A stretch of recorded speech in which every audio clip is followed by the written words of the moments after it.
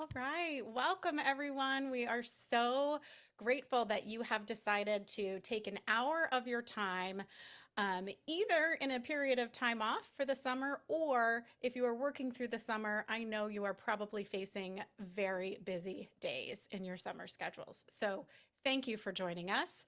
As you continue to filter into the Zoom room, we'd love to hear your name, your role, where you're joining us from, and our opening prompt. Why is the design of the environment so important in early care and education?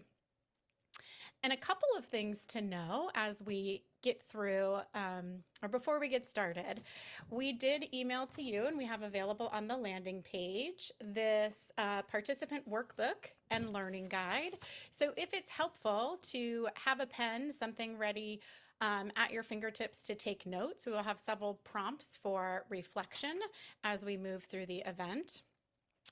We will have certificates available at the end, and the certificate will automatically populate once you submit your evaluation form. It appears as a link on the submission confirmation page. The recording will be made available later this evening on our YouTube channel, and the certificate will be available to those who watch the recording and submit that certificate through YouTube. And then finally, we will have a whole host of resources available to you on the webinar landing page that we will make available at the end of the experience. Because our hope is actually that you take this 1 hour with us as a primer and a starter of a process that you could go through to evaluate your space and make some initial plans. But then really, we think you'll need these resources and tools to do a deep dive as you prepare for back to school environment planning. Other logistic notes is that if you have a reaction throughout the webinar, either like a oh yes, or a heart, or a love, or a thumbs up, or a question, feel free to engage via the reactions button and or put your comments, ahas, observations in the chat, and then your questions in the Q&A.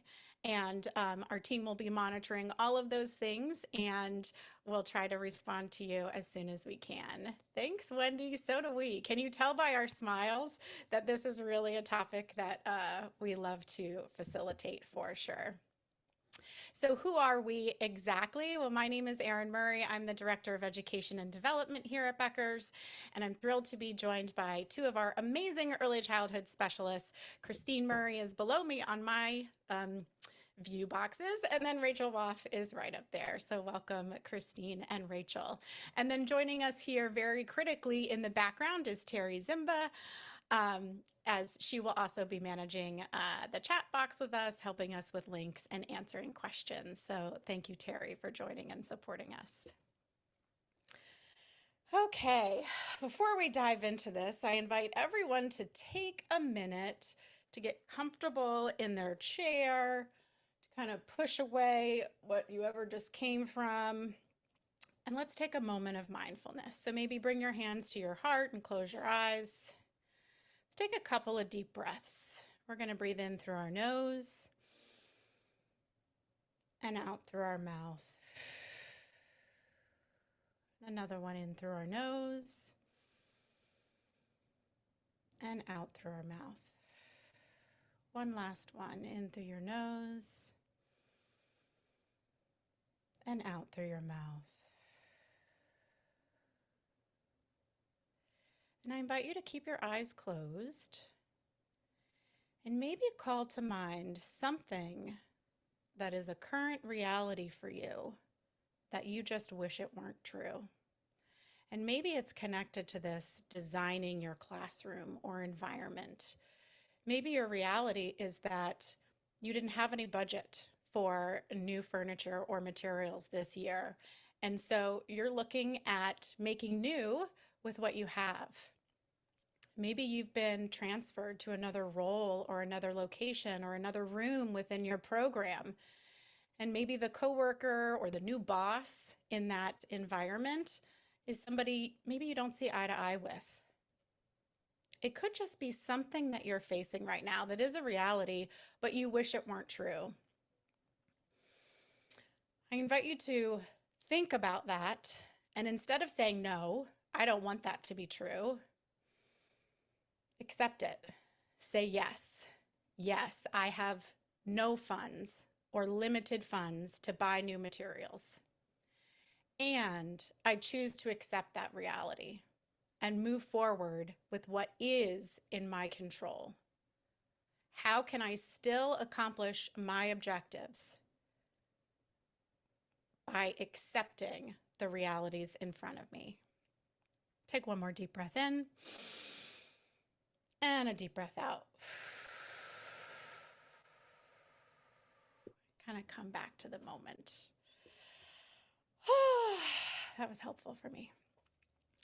Today, we're going to gather together and hopefully accomplish these 3 learning outcomes. Like I mentioned, designing your space will require an after this. But with our time together, we're going to be able to identify how your organization's mission, your educational philosophy, and the curriculum that you use all influence the design of supportive and inclusive early learning environments. We're going to evaluate your learning environments using developmental, sensory, and cultural lenses. And then finally, we're going to understand how to rotate materials as needed to refresh our spaces throughout the year. So to guide your learning today, and or if you're watching the recording, we have your participant learning guide, and then we have 2 featured resources created for today's learning event. The first, an Ecker's 3 materials guide, which Christine will help us walk through later, and then a materials rotation tool to help both classroom educators and program leaders get a better feel for the materials they have on hand and how to rotate them through their environments. Oh, thanks, Harem. Yes, the workbook was sent in an email, and it is also on the landing page. Terry, if you don't mind putting that in the chat, that would be so helpful. Just if those want to grab the participant workbook, it is on the landing page.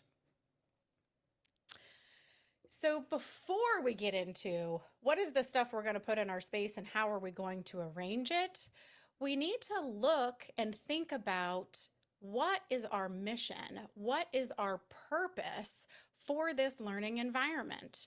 So this is the invitation on page 2 of your participant workbook to think through, what is my organization's mission?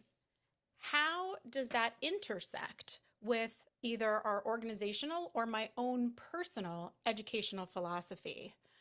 What program quality standards or accreditation does your program have?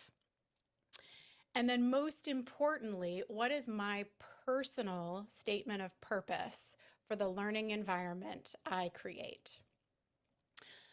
We're just going to take a moment to write down, as I share kind of our statement of purpose. Maybe you can reflect on your own statement of purpose for either the programs you support and or your individual classroom. So in our Becker's preschool or early learning environment, the 3 of us have created the following: that we are committed to fostering a community where each child feels safe. Safe to explore, express themselves, and make mistakes without fear. That they feel loved just as they are and encouraged to grow into their unique beings. That they feel trusted and respected as capable individuals with their own perspectives and ideas. That they feel competent in their ability to problem solve, express their ideas, and build meaningful relationships. That they feel confident in their strengths and resilient in the face of challenges, curious about the world around them, free to wonder, ask questions, and engage in joyful discovery. And finally, that each child feels a deep sense of belonging to their classroom, their school, and the broader community. So let's just take a moment, grab something to write with, and write down a couple of your intentions for what is my purpose? How do I want children to feel in the learning environment we will create?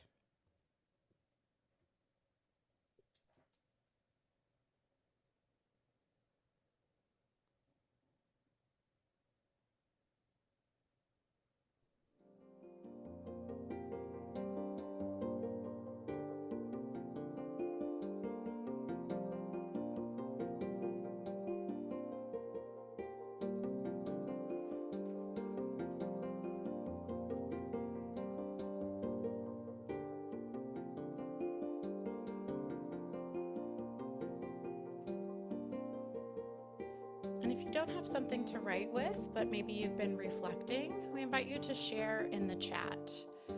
What are your goals? How do you want children to feel in your learning community? Include it. Thanks, Rachel.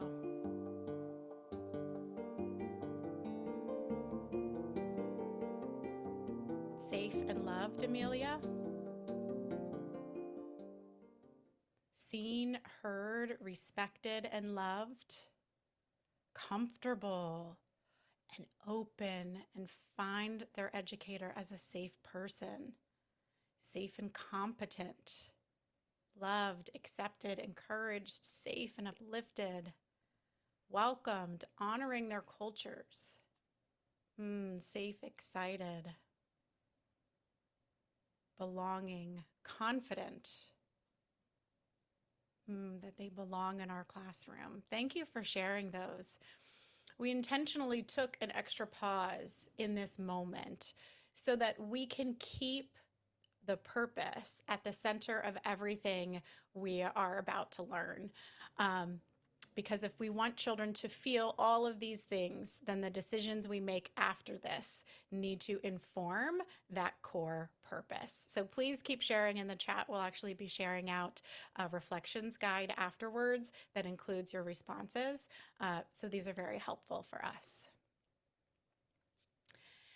After we've identified what is the purpose of our environment, it's helpful to think about some research-backed principles that we know do contribute to ideal learning environments. And this collection of principles of ideal learning has been created by the Trust for Learning and their ideal learning principles. You can see here there are 9 principles, and today we're really just focused on one of those. We're focused on the environment is intentionally designed to facilitate exploration, independence, and interaction. But if you would like to explore the rest of the principles of ideal learning, the link is provided at the bottom of the page to the Trust for Learning resources. And I'd like to start by actually listening to the words of one of the proximity experts who contributed to the Ideal Learning Initiative, Alex, out of New Haven, Connecticut. Ideal learning spaces really require facilities that are designed and thought about with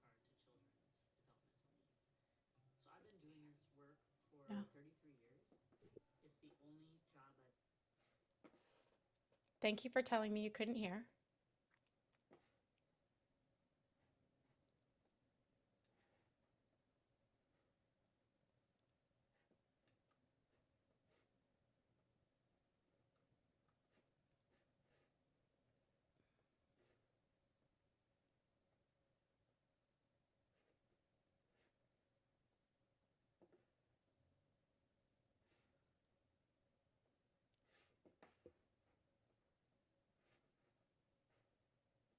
Ideal learning spaces really require facilities that are designed and thought about with regard to children's developmental needs. So I've been doing this work for 33 years. It's the only job I've ever had is working with children. There has never been a child in my experience of thousands of children that I have worked with that has not responded to an ideal learning environment, because an ideal learning environment is meeting that child where they are. That's very different than the way that we currently set up our systems, where we expect children to conform to what we want them to do. This is a social good. The work that we are doing is transforming lives. It also has a tremendous fiscal impact on our country. So I couldn't think of a better opener than to say an ideal learning environment meets children where they are. And in the variety of spaces that you might inhabit, you may have an influence of one or some of these educational philosophies. What do you identify with or maybe follow in your program, if you want to put that into the chat. I know many programs are influenced by the work of Montessori and Piaget and Reggio, but might not necessarily hold strict. Play-based, playful, Montessori. Yeah, so your program may align with one and hold true to the strength of that educational philosophy, and or they might be a blend of several. Well, those can play together in different ways. The philosophy might also be the curricula, or there might be a philosophy with a curriculum enhanced with that philosophy. And while we're not going to go through each of these criteria, we thought it was important to illustrate how the environment displays the characteristics and the values of the educational philosophy and curricula used.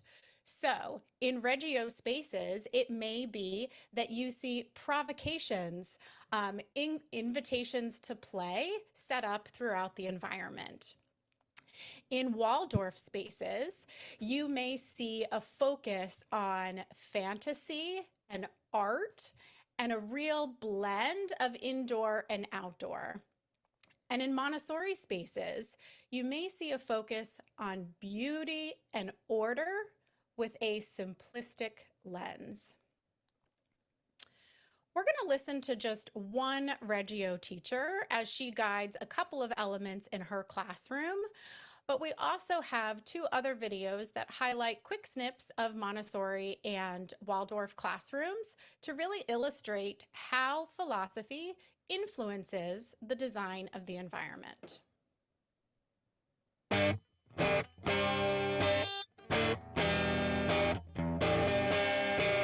Where are we now? Okay, so this is the rug space, which is my personal favorite. I love building, but a lot of building happens here, a lot of movement. We try to do a lot of movement. There's an entire bin that says natural materials. It just feels better. We don't use a lot of plastic, a lot of that stuff. So we use shells, we use rocks, sticks, a lot of for counting, acorns. Yeah, a lot of like math stuff goes around natural materials.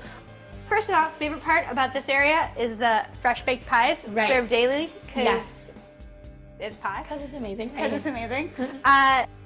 What do we have here? Okay, so this is kind of like the housekeeping area. The kids use the top as the kitchen. Down underneath, you'll see like the dollhouse. There's like a little baby chair. So the kids go in and out of here. They're in and out all of the time, up and down all of the time. But it's nice to add different levels to your classroom, right? Because just playing on a single level is fine, but they love the loft. It's very special. And like the different views you get from being up there, it's amazing. You guys always show not only putting literacy out there, but then you may not know that that's the word markers, but because of the picture, you know that markers go in there. And also organization is huge in Reggio. Like you want to keep everything organized. You don't want to give a lot of materials. You want to give enough materials so that the kids really like utilize what's there, so it's not like everywhere.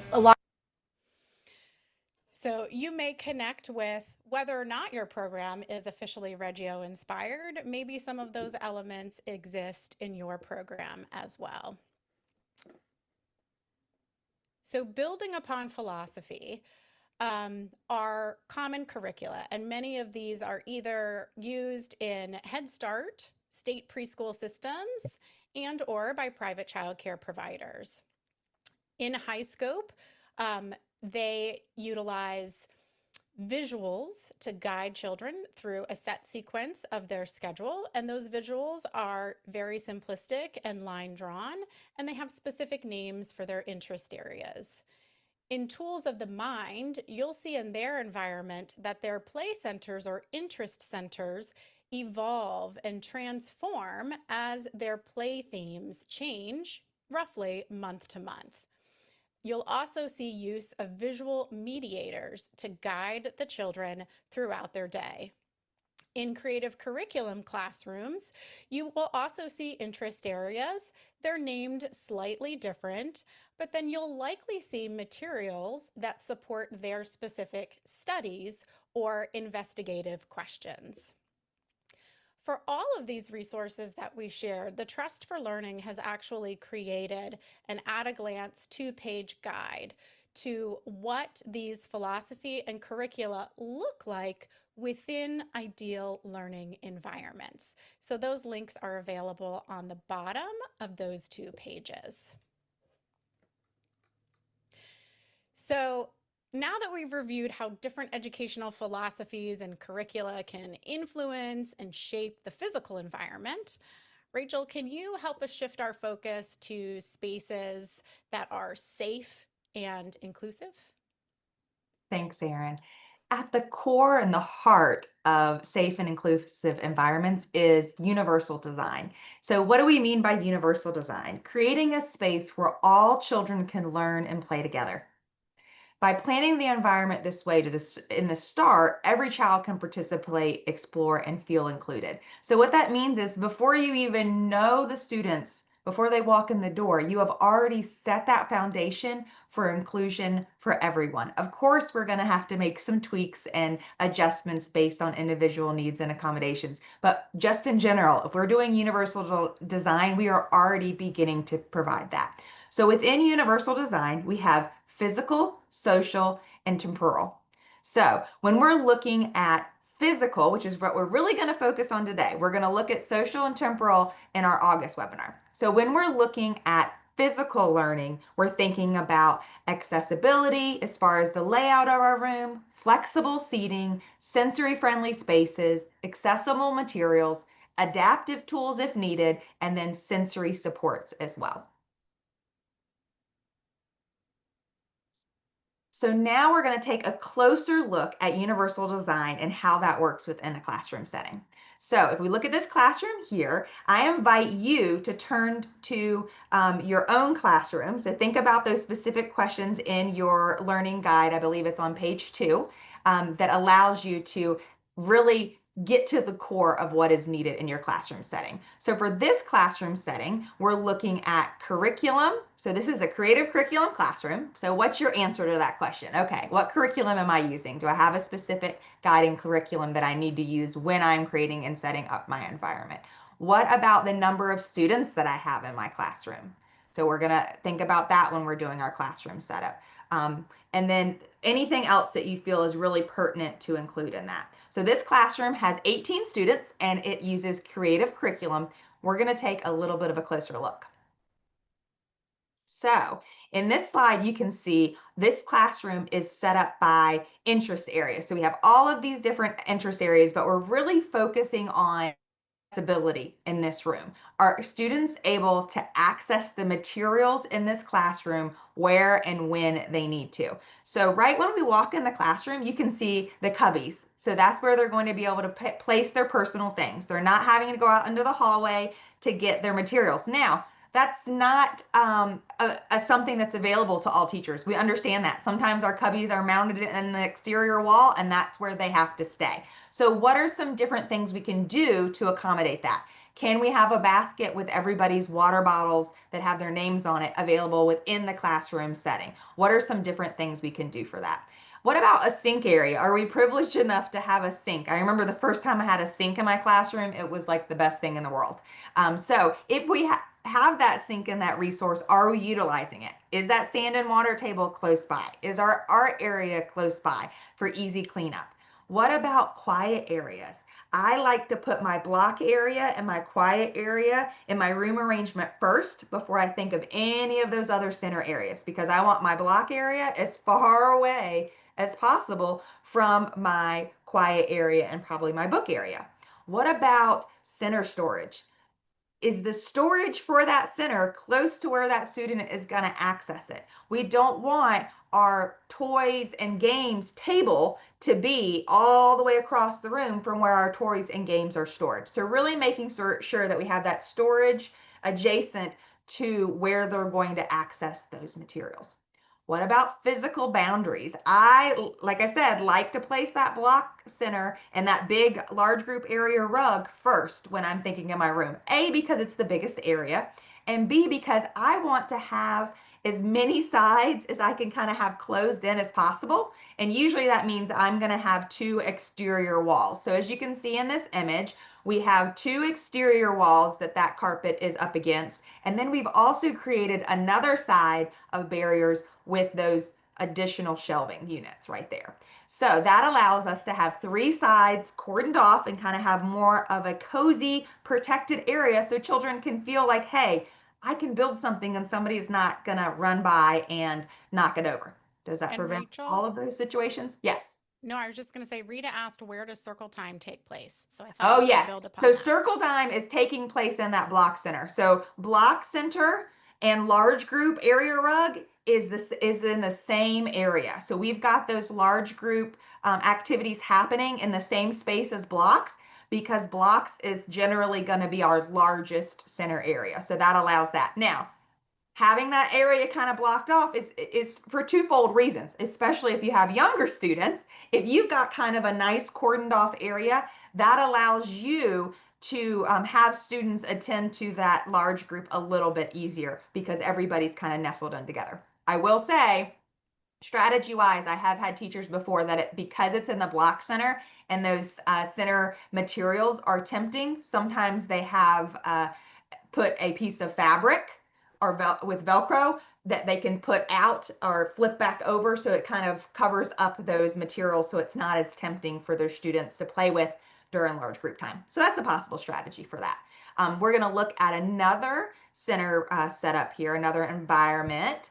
So with this environment, this classroom we're looking at is a little bit different. This is the dream classroom. It has 12 students and 2 teachers, everybody's dream, right? So and we also have high scope. So when we look at this one a little bit closer, you can see, again, those defined center areas. If I took a magnifying glass to this high scope classroom, I wouldn't just see from above those defined areas. I would see center signs that were very clearly showing those students where each of those center areas were, as well as photographic evidence of where every single material is going to go back. Everything is going to be labeled here, as well as a visual schedule for all students to see. Within this, you also see that those spaces for centers are large enough for multiple students to use at once. You could have a large group of students interacting with each other. So it's facilitating that collaboration, that social interaction.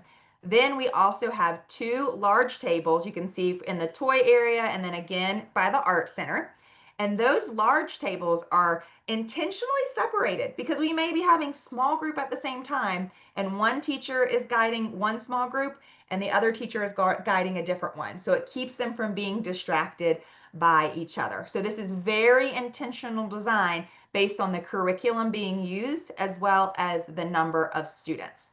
So now we're going to go ahead and get into your page 4 of your learning guide. You also have page 5 there. We are going to do a live, I'm going to share my screen, and we are going to do a live environment setup of a classroom.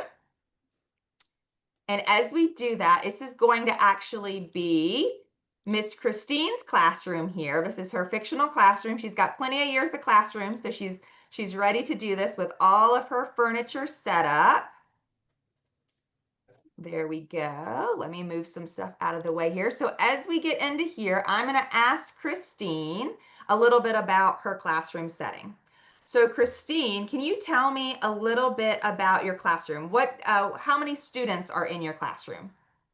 So this year we will have 20 students in our class and 2 teachers.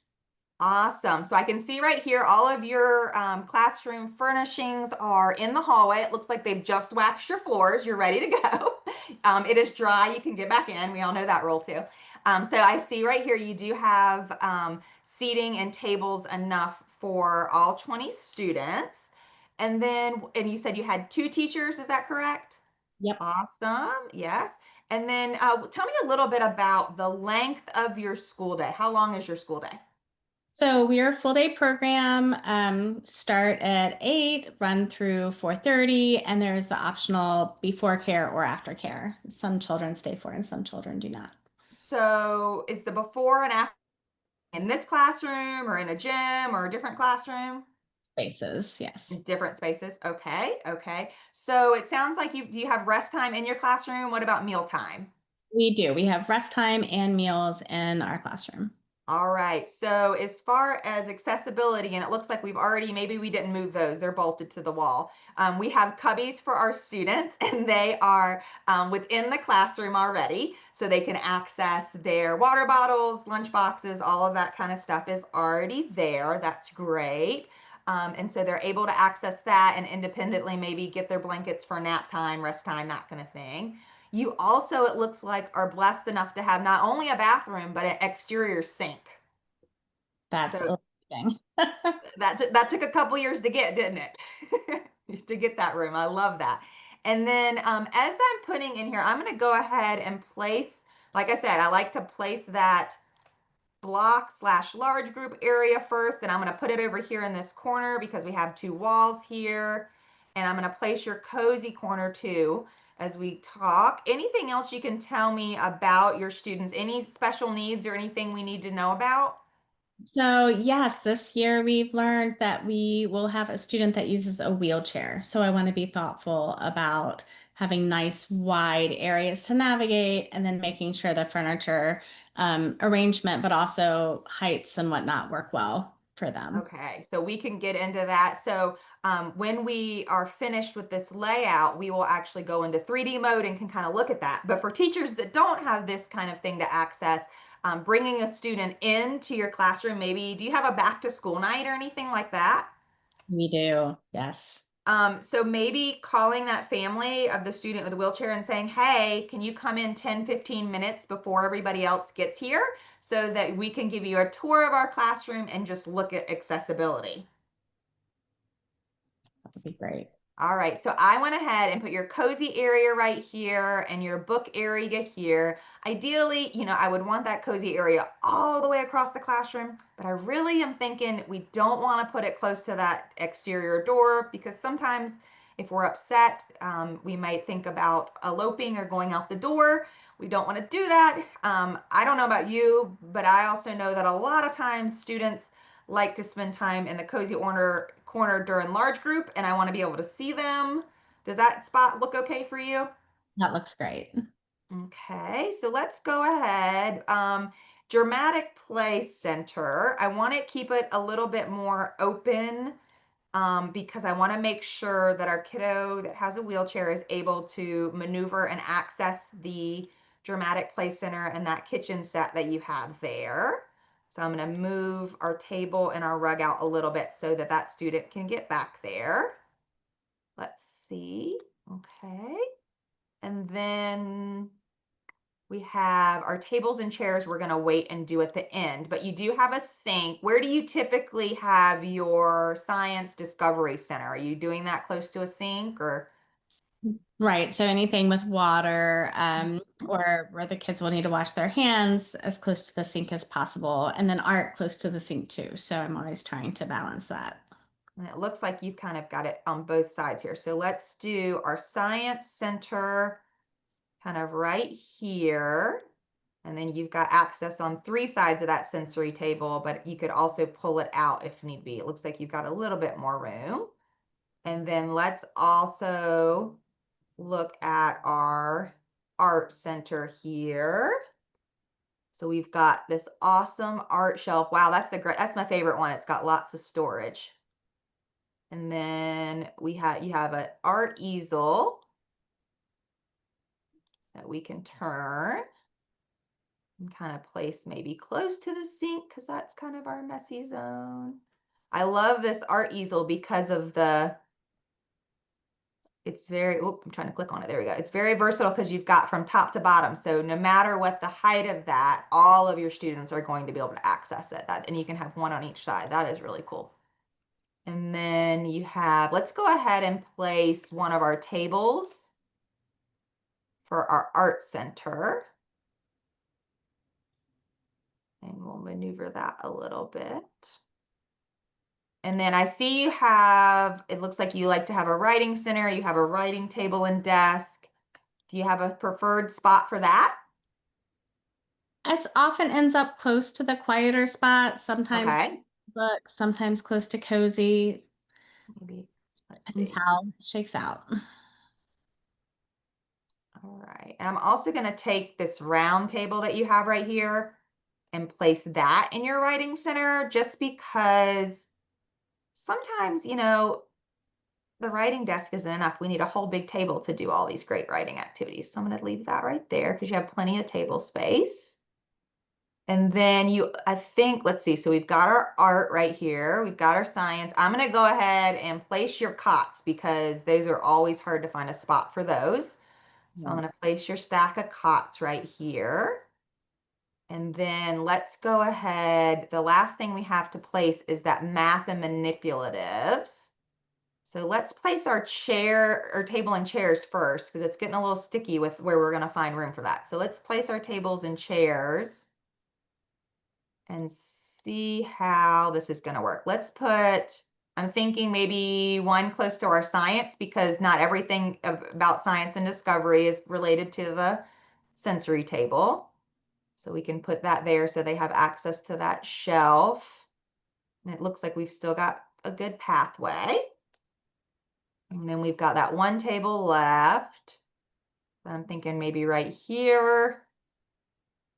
And then we could do a floating shelf. It looks like, let me look. Yep. All right, so all your shelves, are all your shelves like that? Like the lower shelves, the 24-inch? You can see right over them. Perfect, yeah, because anytime we're floating a shelf, we want to make sure we can see over it. So that's good. And then that's our math and manipulatives.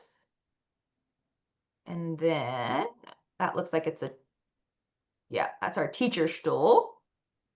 So I'm going to and that can be rolled around. It's got wheels, so we can move it as we need to. All right, so how does that look? I'm going to tweak it a little bit to make sure we've got space. But again, in real time, we're going to have to move around and see how this works with the wheelchair. How does it look to you? I like the arrangement. I just want to make sure there's nice wide spaces.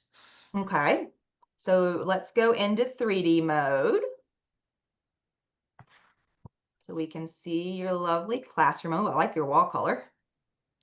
Very nice. So let's see. So it looks like from this, you've got pretty wide spaces. Like I said, I think the easiest thing is going to be bringing this student in and maybe right before everybody else arrives for back to school night, and just have them maneuver around, make sure they're comfortable with the arrangement of everything. And you've got those double decker cubbies. So I would wait. Maybe, I know a lot of times we like to have those labels on there, but I would want to make sure that the preference of your child in a wheelchair, whether he needs a higher one or a lower one, is taken into account before you place where his cubby's going to be. So maybe give him two choices of a high and low before you put his label on, before the other students arrive. That's a great idea. And I loved your idea of asking for the measurement ahead of time too. Yeah, and I think as far as tables go, you'll want to make sure that the arm of his wheelchair, if he has arms on his wheelchair, that can easily roll under a table. So it may be that you need to increase the height of one of your tables. I know that sometimes that's hard with other children that are smaller in height, and you want to make sure they can reach the table appropriately. But I've done that before, and I've just put anybody else who's pretty tall at the same table, just to make sure we can include everybody. So does this look good to you? Lovely. Thank you, Rachel. Awesome. It looks like a great classroom. You're ready to start the school year. Can't wait. All right. That was so helpful. As Christine, they're going to do some like screen sharing, and I'm going to give you like how you might use that process in your own setting. We made available the list of questions because we got from you in advance, well, how do I set this up for school age? How do I set it up for mixed infant toddler, infant through 2.5-year-old? Like, how do I do it in all of these different situations? So we wanted to provide you with that process of starting with number of children, how long are they there, what are their ages and developmental needs, what are the specific abilities, needs, interests, and cultural contexts. Like if you go through this sequence of questions and then think about the logistics of the physical space. What is your access, your entry and exit points? What is your electrical outlet access for maybe light tables or other things that need electric? What is your access to sinks and disposal? And I think Rachel and Christine just did such a good job of navigating what's a starting point, and then how can I start to build my classroom arrangement from there. And so I know that now that we've done the foundation of furniture and where it goes and interest areas, Christine is going to walk us through this tool about how we might fill those interest areas. Awesome. Thank you so much, Erin. Um, so we created this materials resource that's aligned with the Eckers 3 rating scale. If you use this as part of your program's quality rating and improvement system or continuous quality improvement initiatives, you'll find this super valuable and you'll be familiar with it. If you don't use the Eckers tool, I really hope and I anticipate that you will still find it a really thoughtful resource. Um, the tool really looks at not just the materials and the quantities and the variety, but also how teachers are using it to engage with children, how they're using it to scaffold learning. This resource is not a comprehensive guide for this. So you'd want to still use the manual. We link to it on this page. This really just helps us kind of do like a self-audit or reflection on our materials in the classrooms. So it breaks down our interest areas into each component and kind of talks us through what children learn in each center and kind of tiers of kind of a foundational baseline, startup essentials, and then things you might add. And then really when you're ready, when you have all the baseline things there, the things you can add to really level it up and expand and extend children's experience. So for each of these categories, they'll describe the minimal, the good, and the excellent. And again, they're looking a lot at both quantity that's appropriate for the children in your classroom and variety so that there's a lot of different diverse materials available for children as they play and learn. So for this first example, this is the blocks, and then we go into really specific examples of materials. So things that are foundational building materials, and then extensions, different kinds of props, people, cars, animals, specialty blocks, all of these things. There are a lot of the components for the Block Center, so this has an extra page. Some of them just have 2 pages. But as we go, I'm going to go back one. There's indicators for any of the materials that provide and promote acceptance of diversity. So that could be race or culture. It could be expanded gender roles or differing abilities. So that's something that we really want to focus on, whether or not you're using the Eckers tool.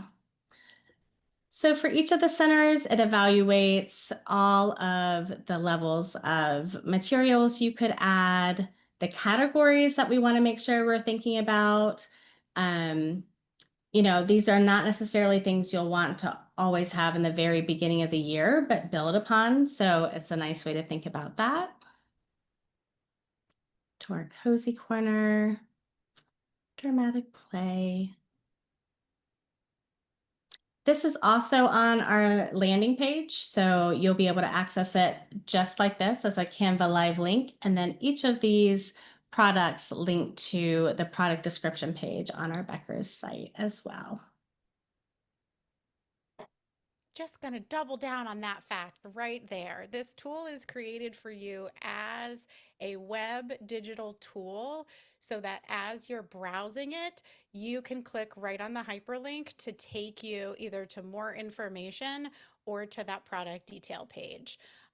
So really user friendly in terms of what do I need in an interest area and then how can I get what I'm looking for. There we go. So Erin is going to talk us through the next step of once you have a sense of everything that you have and how do we make space for sharing all of our amazing stuff in our classroom without overwhelming the children. Yeah. Yeah, I think that applause, double down on that applause. It's amazing. Such a helpful tool.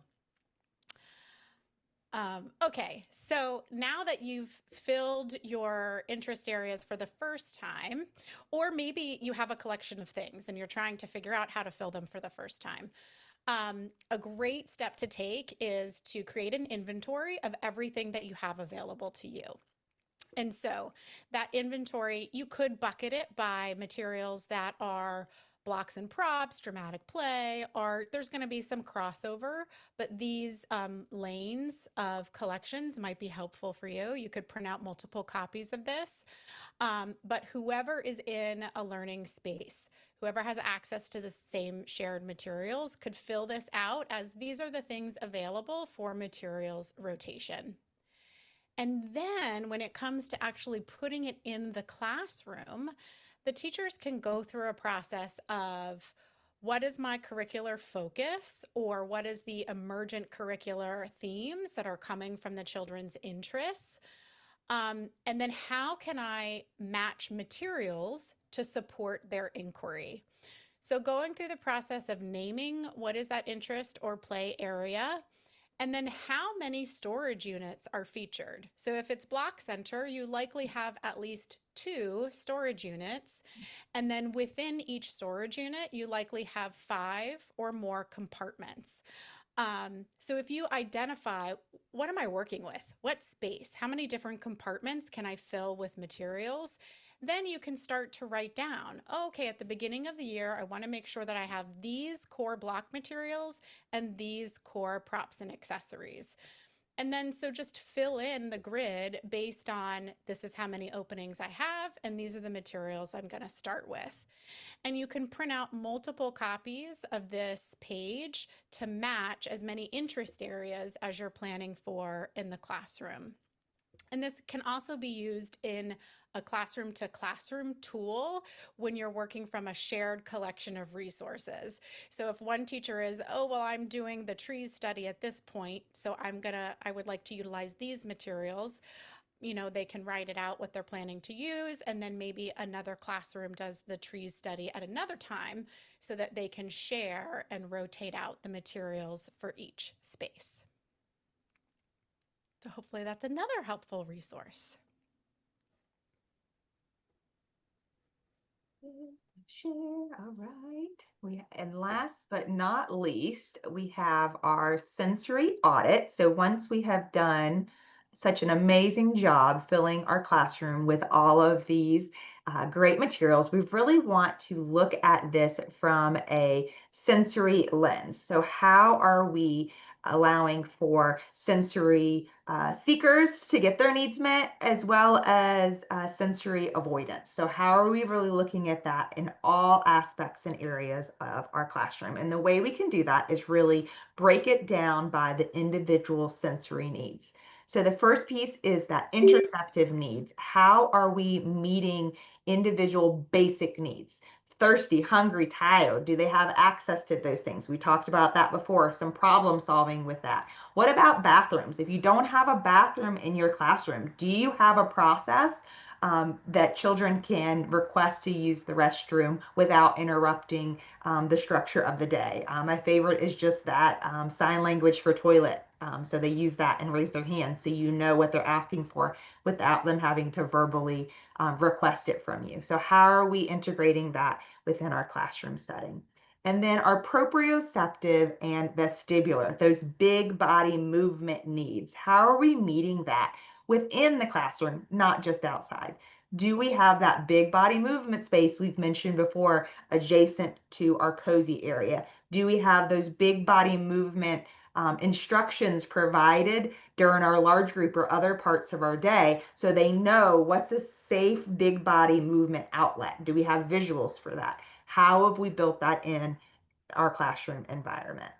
And then visual stimuli, visual stimuli related to seeking and avoidance. So the first thing I like to do is think about my lighting. It may not impact you, but you have lots of students that it might. So do I have the big lights? Are they all fluorescent? Can I control my lighting with blinds? Do I have windows? Can I open my blinds and have natural light? If I don't have access to control or dim my fluorescent lighting, can I use covers on them? Can I use safe lamps? What are my different options for that? Or do I also have spaces where, like our cozy corner, maybe we have a privacy cube where the lighting, if there's a little bit more cover, so it's shaded, so it's a little darker in that area for a student to calm down in if they really need to. How are we incorporating all of that? And then auditory needs. When no one is there, are there still sounds that may be distracting to students? Are there students that maybe need additional sound and are getting louder and louder? Maybe we need to have a little MP3 player and headphones available for them. How are we adjusting for those needs? Tactile touch. It goes both ways. This is usually the one that we'll see sensory seekers and sensory avoiders with. So, do we have multiple textures in multiple center areas? So, not just our sensory bins, but does our art area have some things that are tactile that are different to touch? What about our kitchen area and block area? Are there different materials of different texture that we can try out? There's lots of different books now that have tactile things included. So incorporating that within all of our center areas. Same goes for a child that may be tactile avoidant. And we don't always think about this, but we were talking about with Christine, having a student in a wheelchair that needs to be able to navigate spaces and make them a little bit wider. What about a child that just needs a little bit more personal space and doesn't need to be crowded? Do they have a place to go in your classroom? Do you see that child repeatedly going over to the book area because no one's there and not playing with anything else? Well, how can I problem solve and make some peaceful areas for them to enjoy some of the other materials that they may be a little bit more reserved to do because they need a little bit more space? How can we incorporate that? We've mentioned before, same thing goes for art. We have a student that needs all the ooey gooeys, but we have another kid that doesn't. How are we adapting that environment to make it work? Olfactory. We just talked about waxing that floor, going in fresh when you haven't been in there all day and taking a big sniff. What does your room smell like when they just waxed your floors? Are they repainted? Do you need to open the windows before the students come in and air it out a little bit? Thinking about that. You may have a smell seeker. We have the kid that wants to smell different things. Do we have smelly markers that are safe for them to smell? Do we have scented Play-Doh? All those things, though, are things that we can have a cap on, right? And at the end of the day or at the end of them playing with it. So you may have another child that doesn't like it. So thinking about all of those different sensory needs for your students is highly important. So doing that sensory audit once you have set all of that up for your kiddos. And then Rachel's going to stop sharing. I'm going to bring us home. There Thank we you for go. your feedback in the chat about your response to those resources. We did truly create that everything with the hope that this would be helpful to you, not just here, but to take it with you and to go into your spaces and work together as teaching teams to really create meaningful spaces this year. So what is it? This is your collection of resources. There's the Ecker's 3 materials guide. There's the materials rotation tool, and then also a materials introduction guide. So as you are introducing materials to the first time to children, especially children who are new to your class, they haven't been in your class last year, so this is a brand new exposure that goes through a process of how you can introduce those materials for greater success. And then finally, that classroom sensory audit, which can help to make sure that the space is supportive for all the humans, the teachers and the little humans in the space, and really support the collective wellness in our learning environments. So we'd like to pause to take any questions that you might have. Maybe they're burning questions like this little peanut with the Shrek ears, or maybe they're casually curious questions.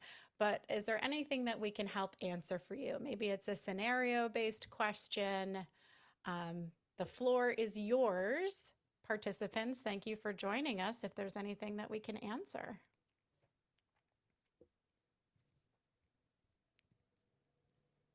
I'll answer out loud that the floor planner tool, thank you, Kara.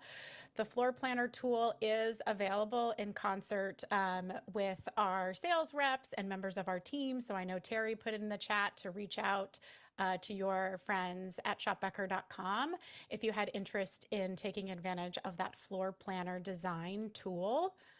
Rachel is amazing My at favorite. utilizing that tool. Thank you for sharing your expertise. Thank you guys. It was so helpful. So we'll continue to wait in case you have questions, put them in the Q&A. And Francine, I'll get to that in a minute.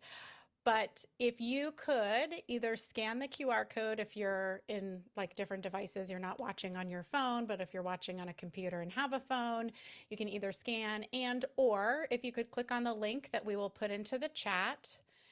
Even if you don't want your certificate, you don't need your certificate of learning, we would still really appreciate your feedback on that evaluation. It's 4 quick questions, and it'll help us better understand what your needs are and if we are meeting them, and then what you would like to see more of in the future. Thank you, Terry. So that's the evaluation right there. And we did have a couple of questions. So let me pull up the first one. Do you have the tiles that go over fluorescent lights that have nature designs? I'm I not readily aware of that, I Rachel. do Are not you? believe so. I know the Okay. ones that you're speaking about, and I do not believe that we stock those. I was a special educator, so I will advocate for that in the future. I will say they're not as versatile as some of the other ones that are fabric with the magnets, just because you do have to pop the light out and place the transparent piece in. But they are great if you have the fluorescent lighting that you're capable of doing that with. Awesome. Whoops. Oh, does Becker sell labels for their products? We have a new label maker. Anything you purchase, you can make labels with. Yes. Sorry. I can't do 2 things at once. I was I trying to know there's copy and lots of paste questions. the That was a eval in the great one, chat. Jessica. Yes, we have a new system on our website called Label Maker.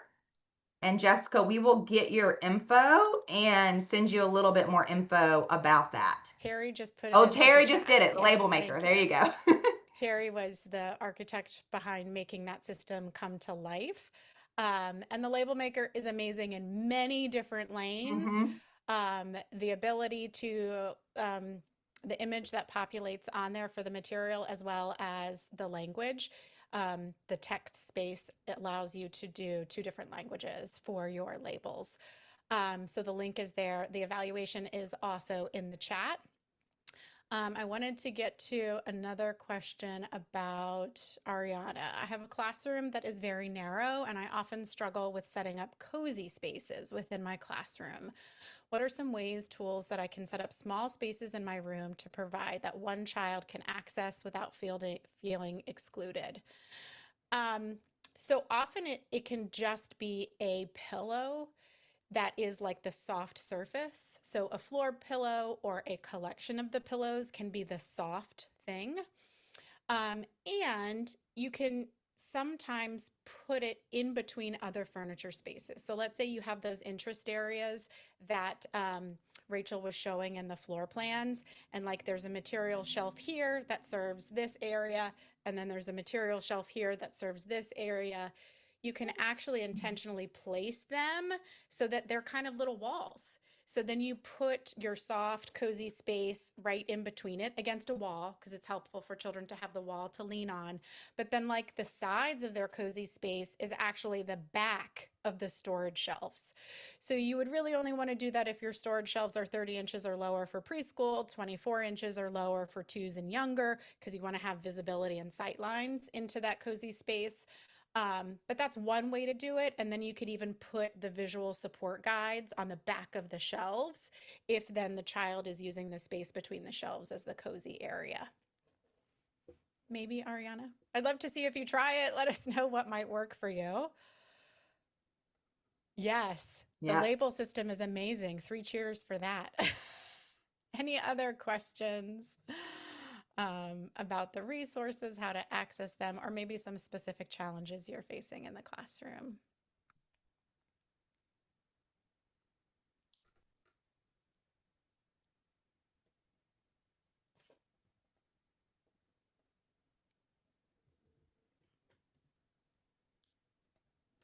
Mm. Amelia, while we do not provide the grants, we often support networked providers who find those grant opportunities. So reaching out to your territory manager, they are often aware of different grant opportunities. We're not the host of them, the provider of them, but many times we will have awareness of different grants that are available. And Ariana, the next webinar topic, it's like you're in my slide. Can you be the co-presenter here? We do have another topic coming up in August, and that's where we will build on the foundation of the physical stuff in the space by then talking about how do we cultivate connection, building relationships and community from the start. So after we have the stuff in the space, we're going to talk about relationship building strategies, interaction strategies, rituals and routines, and continuing to enhance the physical environment with the evidence of those interactions and those rituals and routines. So you can register either via the link or scan the QR code, and that will be our August webinar. So again, once you've answered those 4 quick questions and you've hit submit, you should see your certificate appear. You are welcome to leave and go about the rest of your day. Thank you, Martha. We'll hang on for just a couple of minutes if there's any extra questions. And Tracy had a question about the running spaces. So we call those flight paths. And so Tracy, I would go into classrooms and literally pretend that I was the 4-year-old runner and look and see if there were places I could have a flight path. And the intention is to break them up either with shelving units or with your tables or different furniture to really try and make it so there's no flight path. Sometimes we miss them.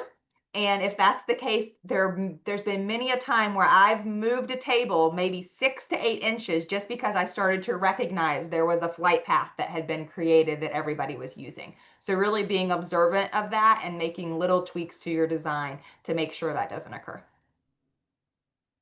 Thank you all for your comments. I think there was one more and I had it in my head and then I forgot. Oh, Tanisha, well, we have workshops that link to the Eckers 3 with classroom setup, what to look for, so teachers better understand what the observers are looking for in their classrooms.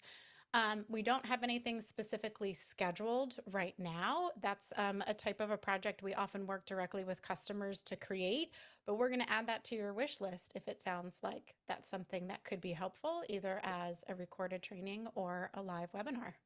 Sure, Tanisha. Yeah, thanks for sharing that feedback. Please let us know how we can continue to help you serve your programs.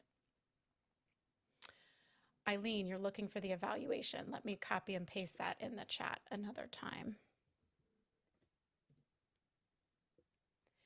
And Abigail, the floor planner program is available, reaching out through the territory managers at Becker's. Oh, thanks, Stephanie. Thank you, guys. Oh, Joan, the link for the next webinar. Yes, Christine is speedy, and I know she'll be able to get that for you. She's got it. Thanks, Christine. Oh, thanks, Mary. Thanks, Catherine. Thanks, Mila. And if you're going back to school before we actually do the next webinar on the 20th, our thoughts and good mojo are with you for all that back to school week entails. Thank you, Christine.